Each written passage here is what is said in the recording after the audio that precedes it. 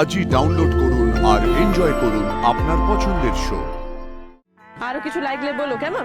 ধনুর পড়াশোনা যেন থেমে না থাকে। ইয়েস, লক্ষ্যে স্থির থাকলে সব বাধা অতিক্রম করা যায়। পারুলকেই দেখো না, নাড়া গলার সেই ছোট্ট পারুল চক্রবর্তী আজ কলকাতার সাকসেসফুল বিজনেস ওম্যান। বাবা, আমার প্রশংসা করছিস যে বড়, কি মতলব বটে তোর?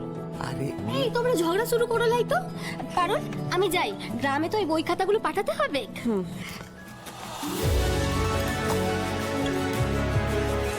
আমার সোনাটাও একদিন ভালো স্কুলে কলেজে পড়বে, মায়ের নাম উজ্জ্বল করবে। সাথে বাবারও।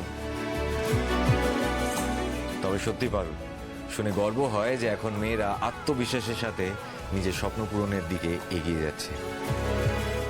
একদম ঠিক আমাদের দুলারির মতন।